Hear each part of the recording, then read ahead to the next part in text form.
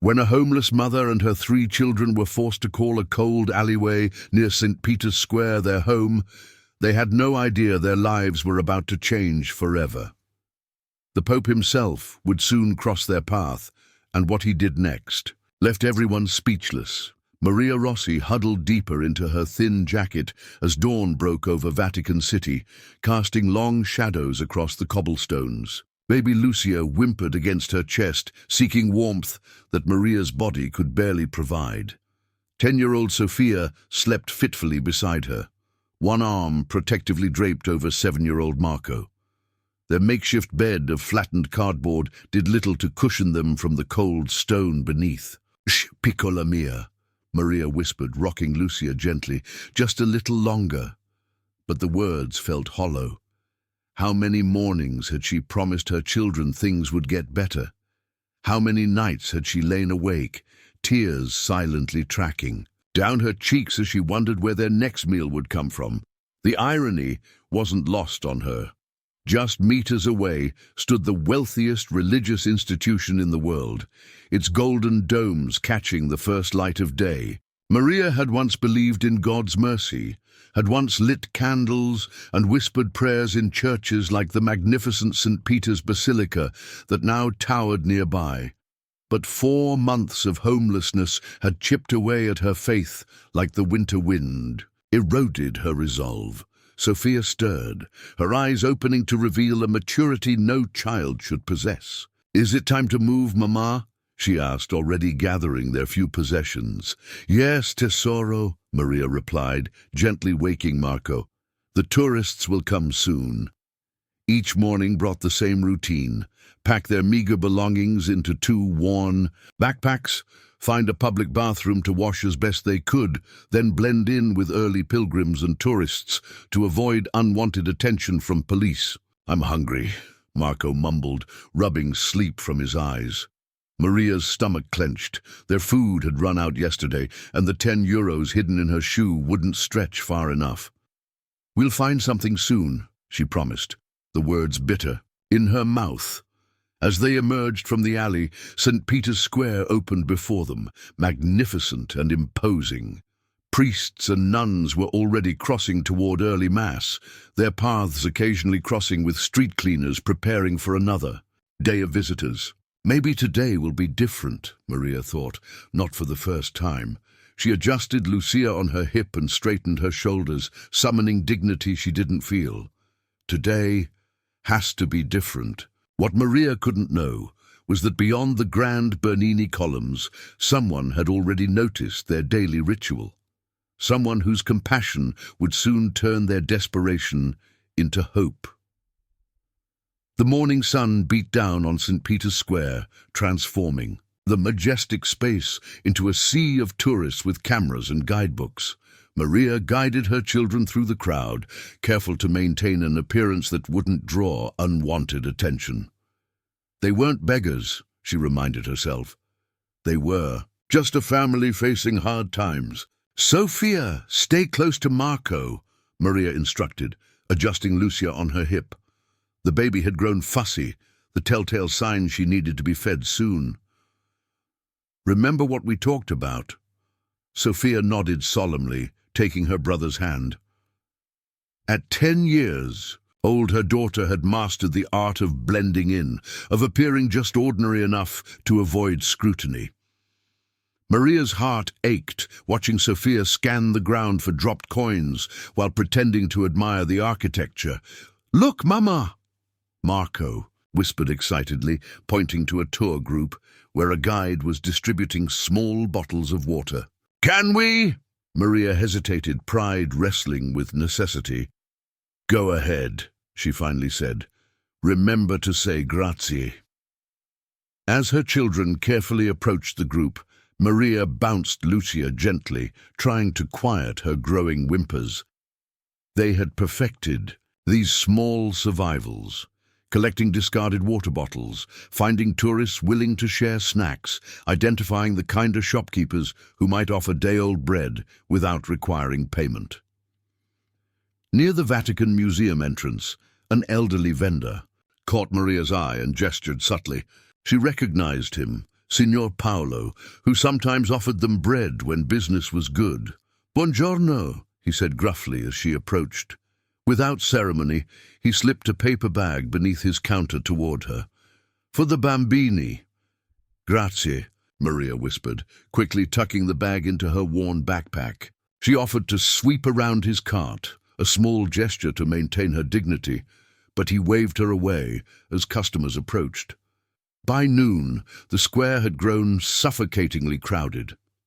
They retreated to a relatively quiet corner where Maria divided. Signor Paolo's gift, 2 panini and a bruised apple. She broke off tiny pieces of bread for Lucia while watching Sophia methodically tear her portion into smaller bites, making it last longer.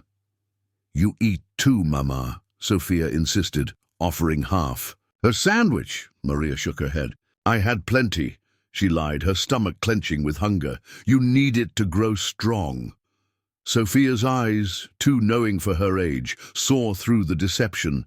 Still, she didn't argue, just broke her half into quarters and placed one firmly in her mother's hand. As tourists snapped photos of the basilica, Maria watched a group of priests crossing the square. Once she had believed in miracles. Now she only hoped for enough food to quiet her children's hunger until tomorrow. "We'll be okay, won't we, Mama?"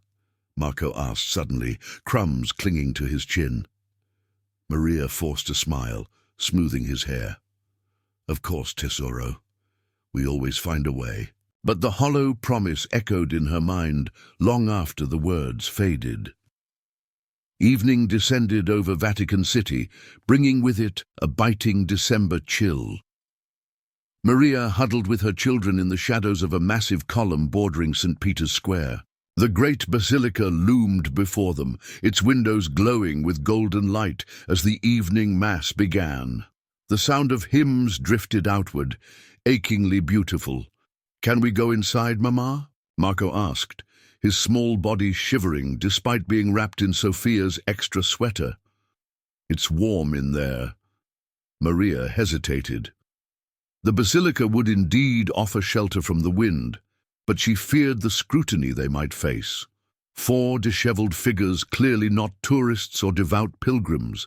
"Not tonight, tesoro," she said softly. "Too many people." Sophia sat cross-legged, cradling Lucia, who had finally fallen asleep after crying from hunger for nearly an hour. The 10-year-old's face looked drawn in the dim light.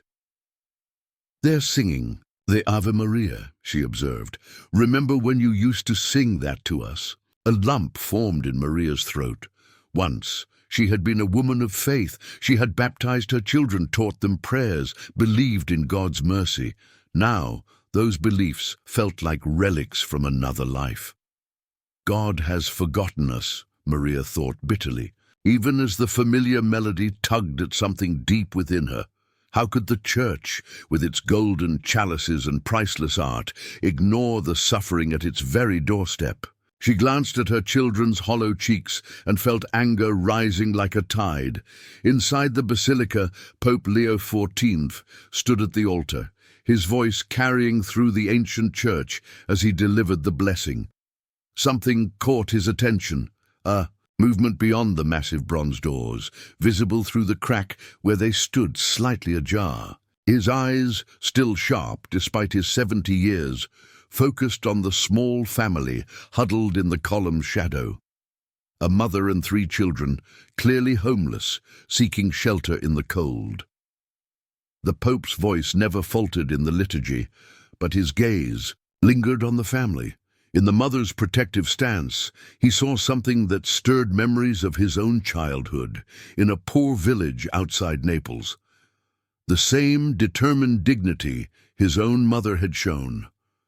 Meanwhile, outside, Maria felt tears, stinging her eyes as the Mass concluded. The faithful would soon stream out, perhaps dropping coins for the official charity boxes, but averting their eyes from real suffering.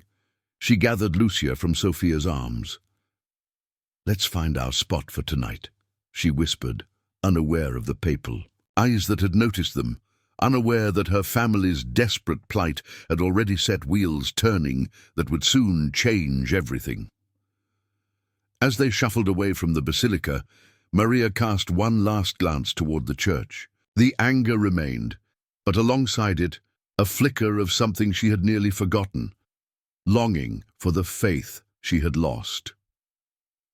Dawn painted the Vatican walls with pale gold light as Maria stirred from a fitful sleep. They had found a sheltered alcove, behind the basilica where the biting wind couldn't reach them, a small mercy in a world that seemed increasingly devoid of them. Sophia and Marco were still sleeping, curled together like kittens seeking warmth. Lucia had woken twice in the night, hungry and feverish, but now slept uneasily in Maria's arms. "We need to move soon," Maria thought, mentally calculating their options for the day. Perhaps the fountain, where tourists often left half-drunk water bottles, or the cafe, where a sympathetic waitress sometimes slipped them leftover pastries. The sound of approaching footsteps made her freeze. Firm, measured steps, not tourists.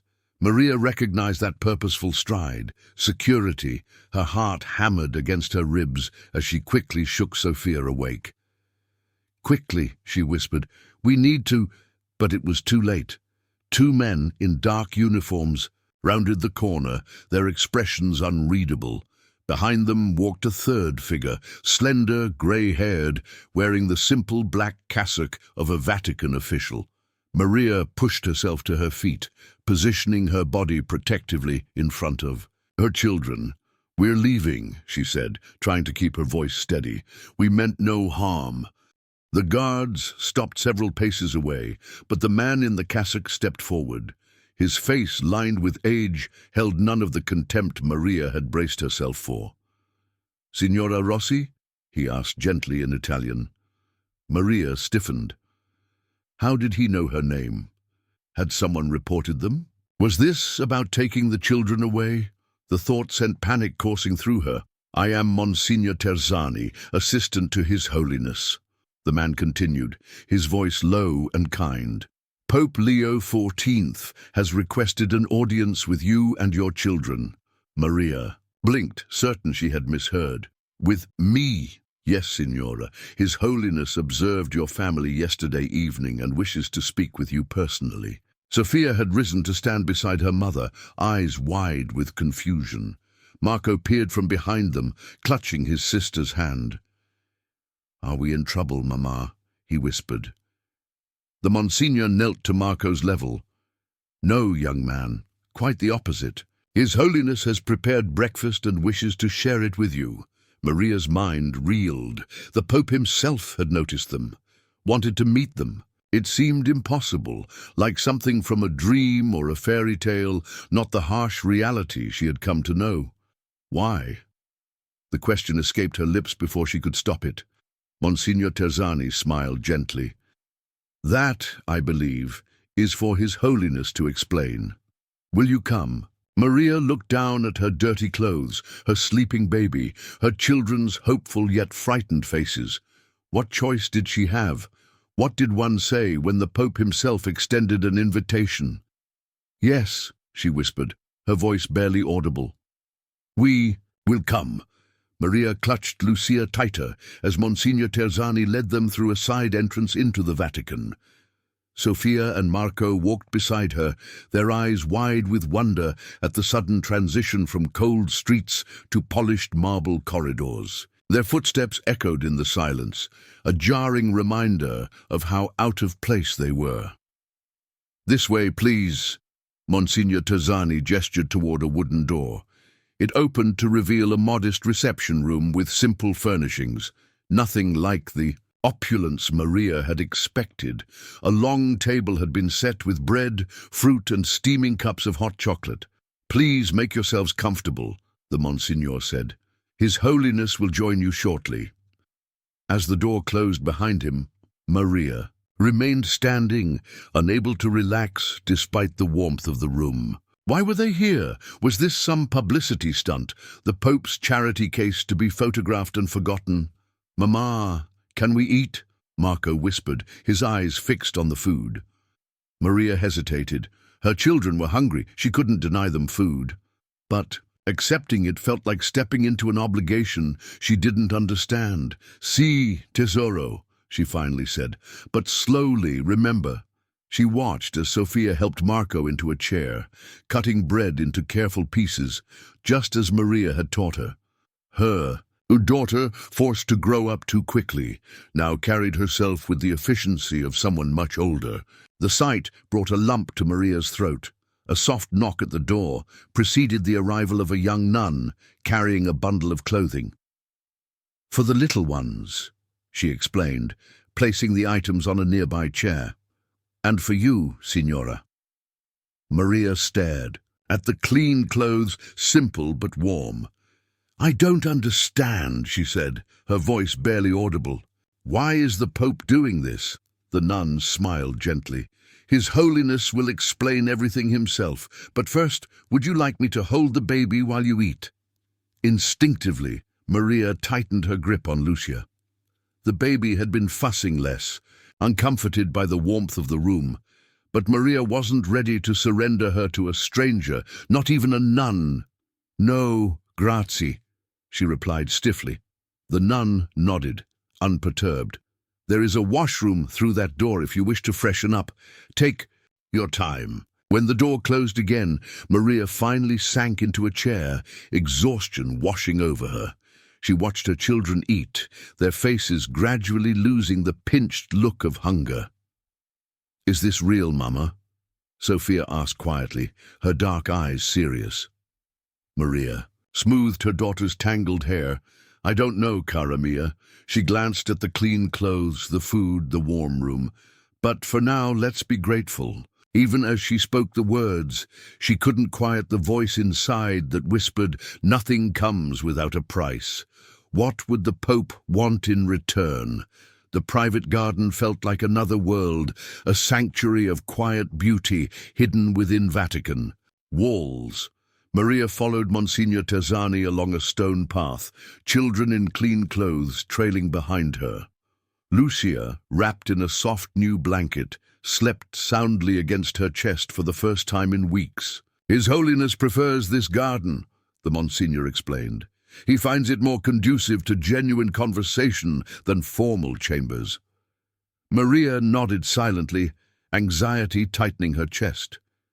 What did one say to the Pope?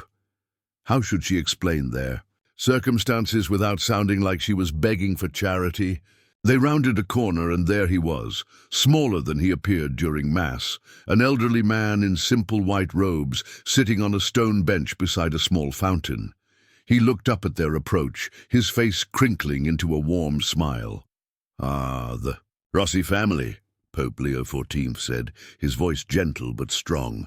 "Thank you for accepting my invitation." Maria instinctively dropped into a curtsy, nudging Sophia and Marco to do the same. "Your Holiness," she whispered, eyes downcast. "Please," he said, gesturing to the bench across from him. "Sit with me." As they settled awkwardly onto the bench, Maria couldn't bring herself to meet his eyes. Shame burned in her chest, shame for her circumstances, for her failure to provide for her children, for being an object of papal pity. "The little one seems content," the Pope observed, nodding. Toward Lucia. "Yes, Your Holiness. Thank you for the blanket, for everything." A moment of silence followed before he spoke again. "You know, I once slept on streets not unlike those where I found you." Maria's head jerked up in surprise, meeting his gaze. Directly, for the first time. His eyes, deep-set and kind, held no judgment, only understanding. "My father died when I was 9, he continued, his voice matter-of-fact rather than pitying. "My mother struggled to feed 5 children. For nearly a year we had no proper home." Marco, who had been uncharacteristically quiet, suddenly spoke. "Like us," the Pope smiled gently. "Yes, young man, like you. But you became Pope," Sophia said, her brow furrowed in confusion. "God's path is rarely straight, child." He turned back to Maria. "Your children have your eyes, Signora Rossi, and I see in them the same determination I saw in my mother's." Maria swallowed hard, fighting back unexpected tears. "I've tried to be strong for them, and you have succeeded," he said firmly. "But strength doesn't mean carrying burdens alone." A small bird landed near the fountain, hopping close to Marco, who watched in delighted silence. "My mother used to say that God often answers prayers through others," the Pope continued, his voice soft. "Perhaps today I can be the answer to prayers you've stopped believing would be heard." The words touched something in Maria, a fragile, wounded place she had buried beneath survival and disappointment. For the first time in months, she felt truly seen. "I don't know what to say," she whispered. "You don't need to say anything," Pope Leo replied simply. "Just tell me your story when you're ready." Afternoon light filtered through stained glass, casting kaleidoscope patterns across the small chapel's stone floor.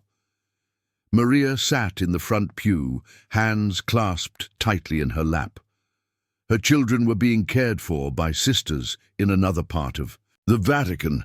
Sophia had practically pushed her toward the Pope, whispering, "Talk to him, Mama. Tell him everything." Pope Leo XIV sat beside her, close enough to convey intimacy but with enough distance to respect her space.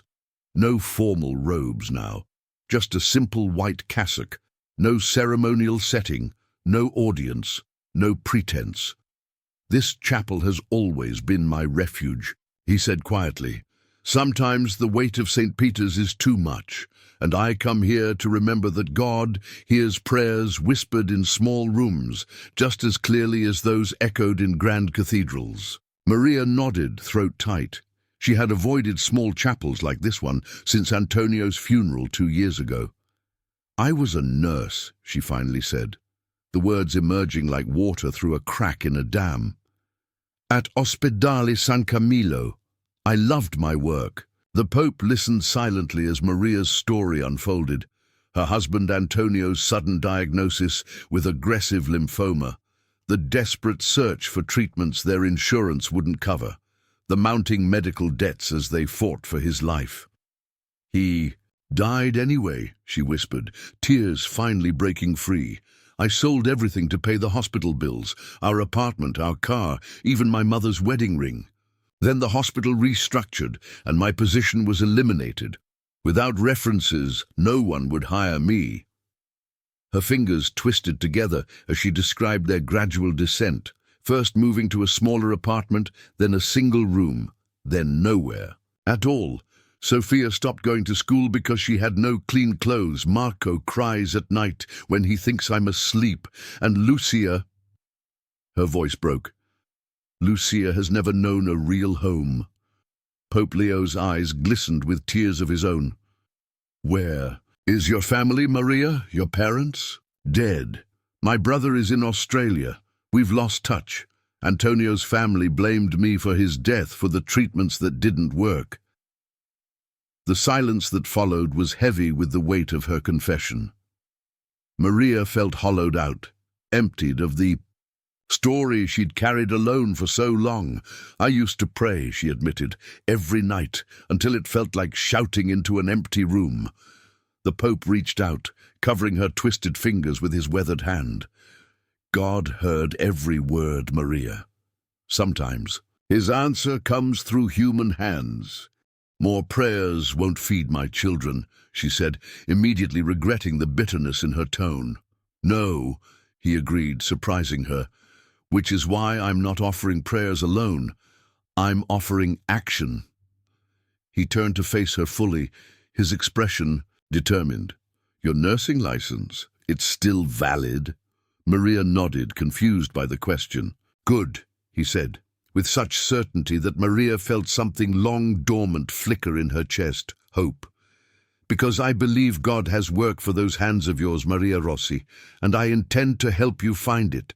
Just through here, Signora Rossi." Monsignor Terzani unlocked a heavy wooden door, swinging it open to reveal a modestly furnished apartment. Sunlight streamed through tall windows, illuminating cream-colored walls and simple furniture.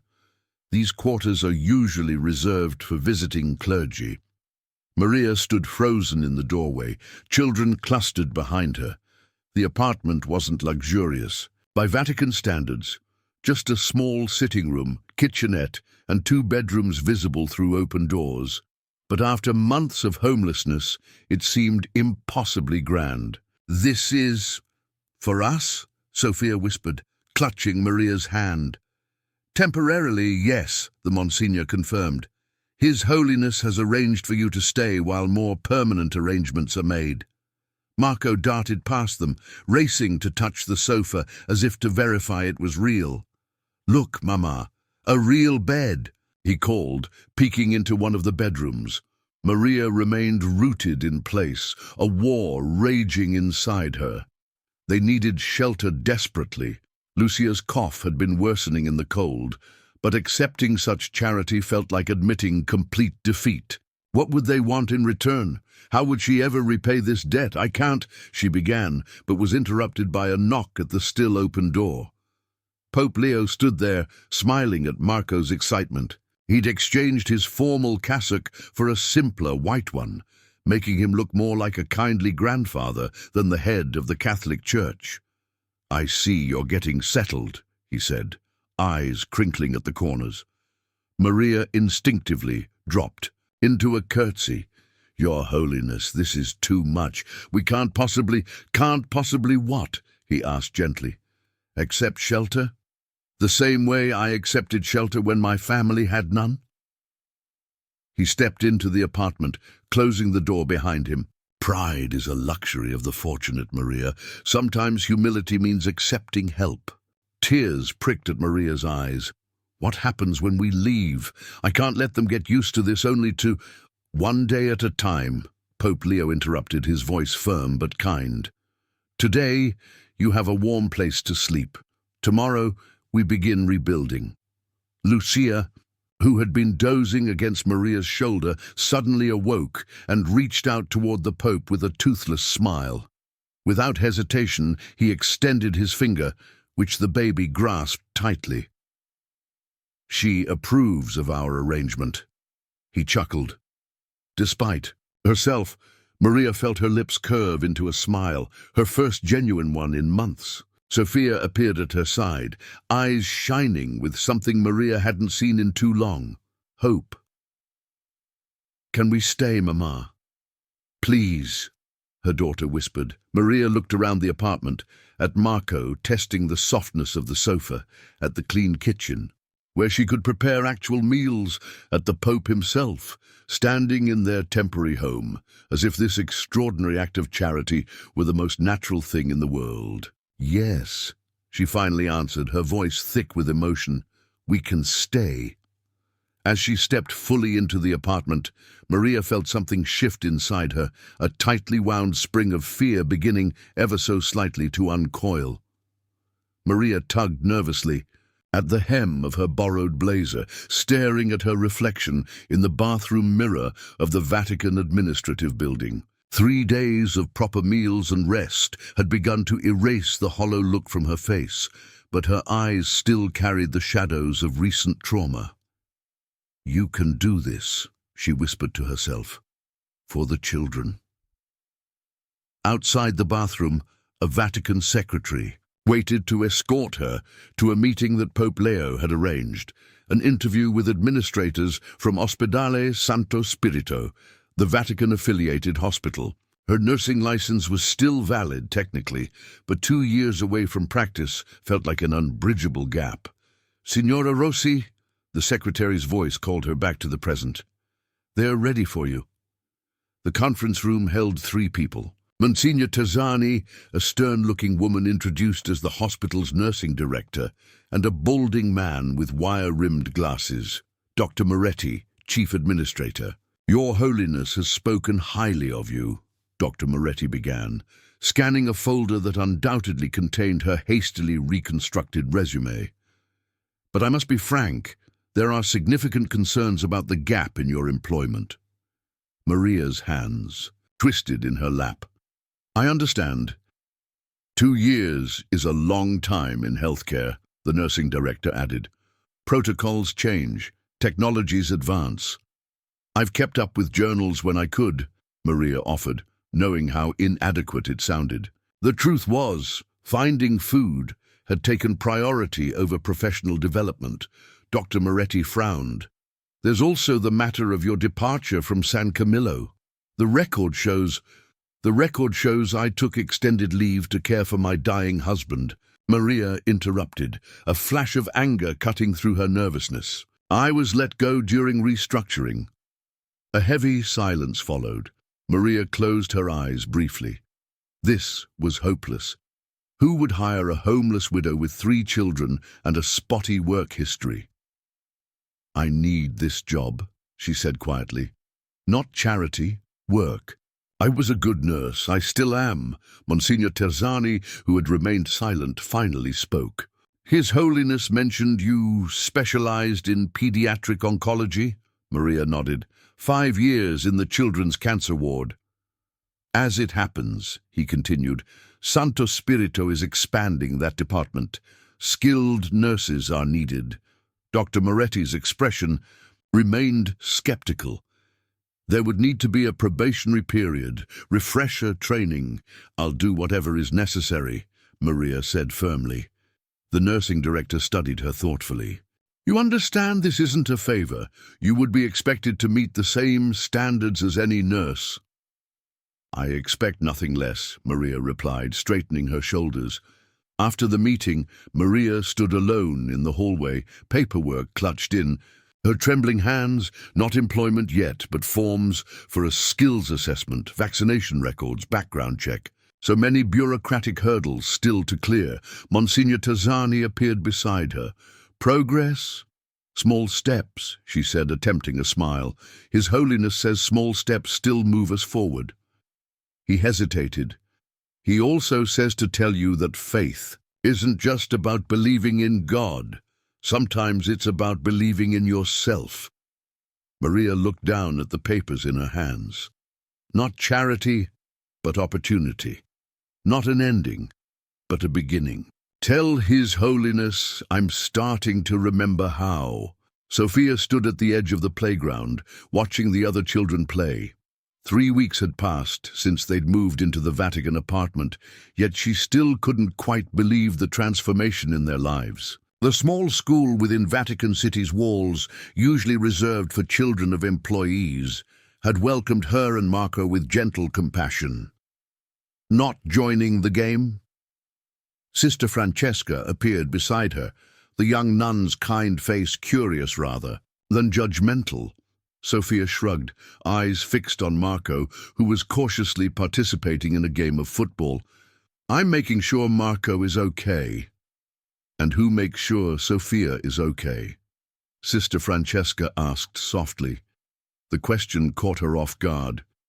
For so long Sophia had been her mother's second in command, a small adult, shouldering responsibilities no child should bear. Being just a 10-year-old girl felt foreign now, almost frightening in its freedom. Across the playground, Marco laughed as he successfully passed the ball to another boy. The sound was startling in its normalcy. He's making friends, Sophia observed, surprise coloring her voice. Sister Francesca nodded. Children are resilient, sometimes more so than adults. In the adjacent nursery yard, visible through a fence, Sophia could see Lucia sitting in a caregiver's lap, reaching for colorful blocks. Her little sister had gained weight, her cheeks filling out, her eyes brighter. Lucia hardly cries anymore, Sophia said. She feels safe now, Sister Francesca replied. Then gently, Do you? Sophia fidgeted with the sleeve of her new uniform, donated but new to her. I keep waiting, she admitted. For what? For it to end. For us to go back to the streets. Sister Francesca was quiet for a moment. That's a heavy thought to carry. A shout drew their attention back to the game. Marco had scored a goal and was jumping up and down, his face alight with joy. When he caught Sophia watching, he waved frantically. Did you see? Did you see? He called. For the first time in months, Marco looked like the 7-year-old he was, not the solemn-eyed child who'd huddled against her for warmth on cold nights. I saw, Sophia called back, a reluctant smile tugging at her lips. Your brother needs you to witness his triumph, Sister, Francesca said. Not to protect him, The words struck something deep in Sophia's chest. Tears suddenly blurred her vision. "I don't know how to just be a kid anymore," she whispered. Sister Francesca touched her shoulder lightly. "Perhaps you could start by joining." "The game?" Sophia hesitated, then took a tentative step forward, then another.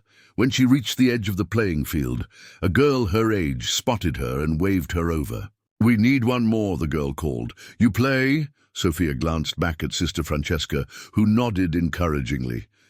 "Yes," Sophia said, the word feeling strange and wonderful on her tongue. "I play."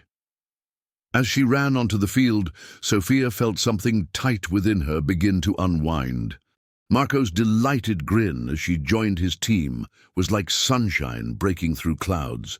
For this moment at least, they were just children playing a game, their past and future temporarily suspended in the simple joy of now.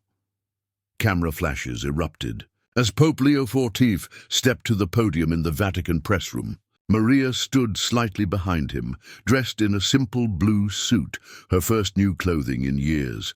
2 months had passed since that morning in the alleyway. 2 months that had transformed everything.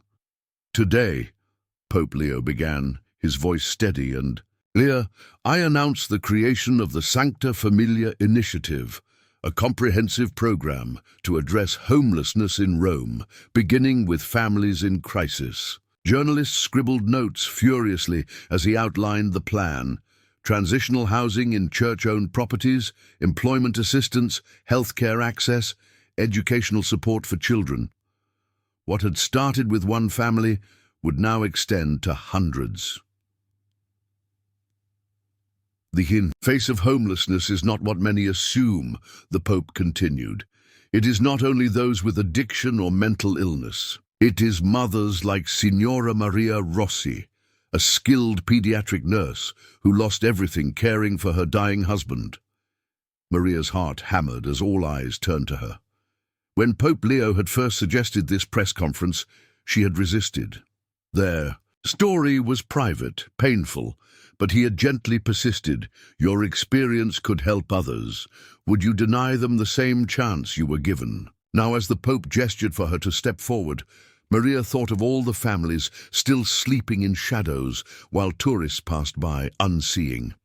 "Signora Rossi will share her perspective," Pope Leo said, stepping aside. Maria approached the microphone, hands trembling. She had prepared remarks, but looking at the crowd of journalists, the words felt inadequate.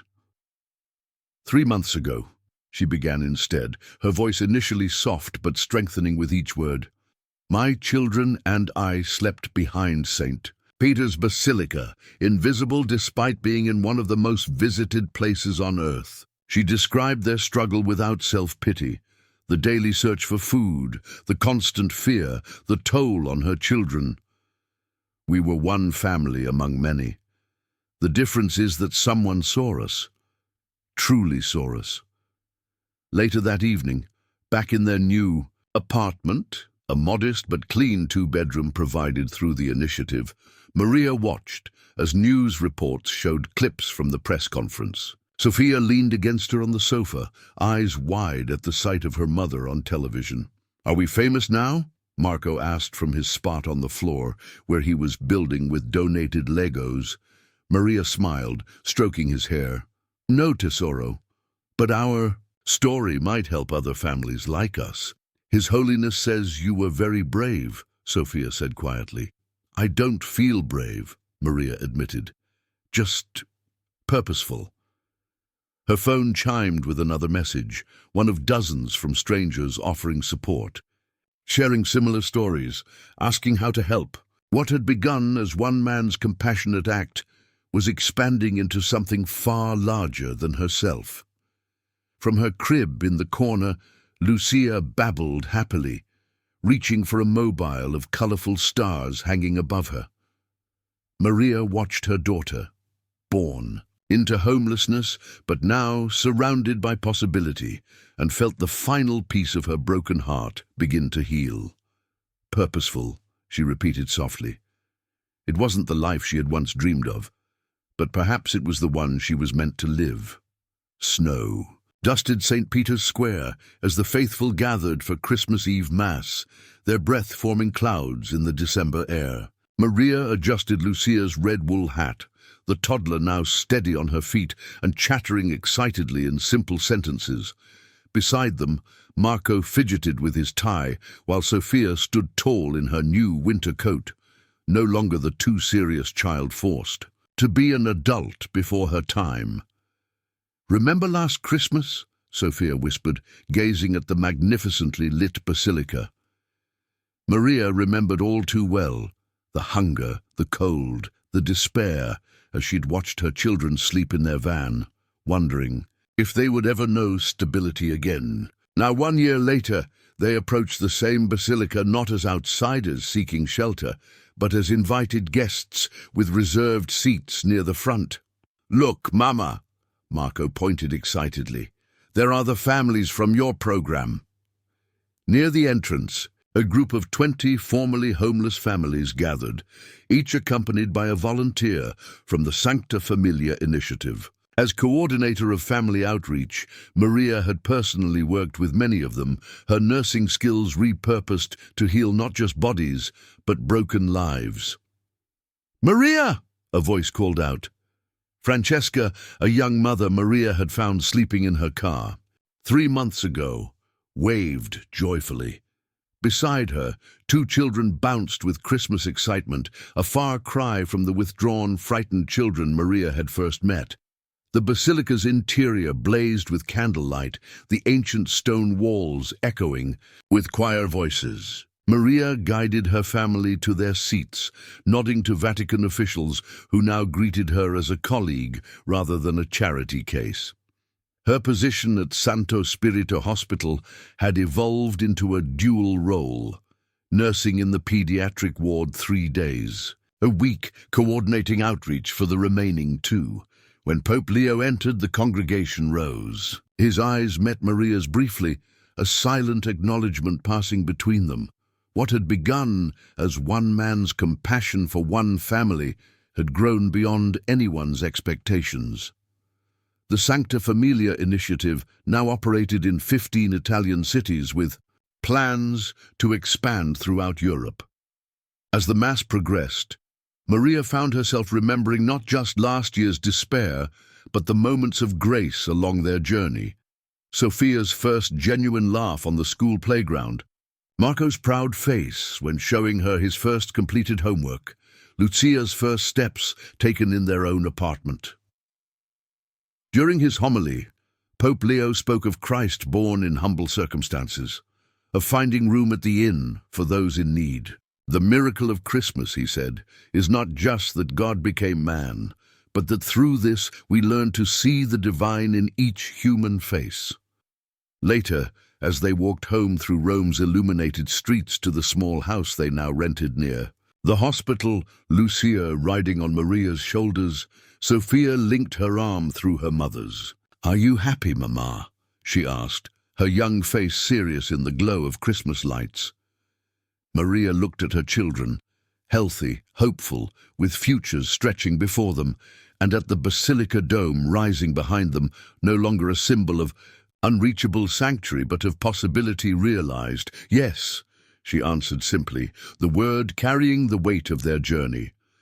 And grateful. For in the end, their story wasn't about a pope who performed the unthinkable, but about the ripples of compassion that continued long after that first stone was cast into still waters. Their miracle wasn't just that they had been saved, but that through them others would continue to find their way home.